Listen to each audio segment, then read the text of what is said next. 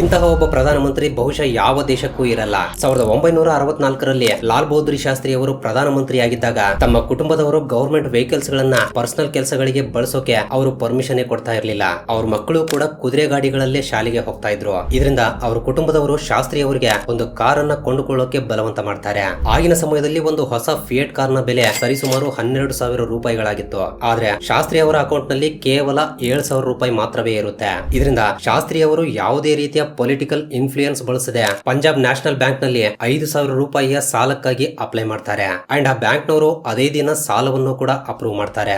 ಆಗ ಶಾಸ್ತ್ರಿ ಅವರು ಸಾಮಾನ್ಯ ಜನರಿಗೂ ಕೂಡ ಇದೇ ರೀತಿ ಫಾಸ್ಟ್ ಆಗಿ ಕೆಲಸಗಳನ್ನ ಮಾಡಿಕೊಡಿ ಎಂದು ಹೇಳ್ತಾರೆ. ಕೆಲವು ದಿನಗಳ ನಂತರ ಶಾಸ್ತ್ರಿ ಅವರು ತಾಷ್ಕೆಂಟ್ ನಲ್ಲಿ ಮರಣವನ್ನ ಹೊಂದ್ತಾರೆ. ಇದರಿಂದ ಬ್ಯಾಂಕ್ ನಲ್ಲಿ ಪಡೆದಿರುವ ಸಾಲ ರೀಪೇಮೆಂಟ್ ಆಗದೇ ಇರೋದ್ರಿಂದ ಶಾಸ್ತ್ರಿ ಅವರ ಗೌರವವನ್ನ ಕಾಪಾಡೋಕೆ ಅವರ ಧರ್ಮಪತ್ನಿಯಾಗಿರುವ ಲಲಿತಾರವರು ತಮಗೆ ಬಂದಿರುವ ಪಿಂಚಣಿ ಹಣದಿಂದ ಸಾಲವನ್ನೆಲ್ಲ ತೀರಿಸಿ ಬಿಡ್ತಾರೆ. ಶಾಸ್ತ್ರಿ ಅವರು ಸಾಲ ಮಾಡಿ ಖರೀದಿ ಮಾಡಿರುವ ಆ ಕ್ರೀಮ್ ಕಲರ್ ಫಿಯೇಟ್ ಕಾರನ್ನ ಇಂದಿಗೂ ಲಾಲ್ ಬಹದ್ದೂರ್ ಶಾಸ್ತ್ರಿ ಸ್ಮಾರಕದಲ್ಲಿ ಪ್ರದರ್ಶನಕ್ಕೆ ಇಡಲಾಗಿದೆ. ನಿಸ್ವಾರ್ಥವಾಗಿ ದೇಶಕ್ಕೆ ಸೇವೆ ಸಲ್ಲಿಸಿದ ನಾಯಕರಲ್ಲಿ ಶಾಸ್ತ್ರಿಯವರು ಯಾವಾಗ್ಲೂ ಮುಂದಿರ್ತಾರೆ. ಸೊ ಲೇಟ್ ಆಗಿ ಈ ವಿಡಿಯೋವನ್ನ ನಿಮ್ಮ ಫ್ರೆಂಡ್ಸ್ ಅಂಡ್ ಫ್ಯಾಮಿಲಿ ಜೊತೆ ಶೇರ್ ಮಾಡಿ. ವಿಡಿಯೋ ಇಷ್ಟವಾಗಿದ್ರೆ ಒಂದು ಲೈಕ್ ಕೊಟ್ಬಿಡಿ.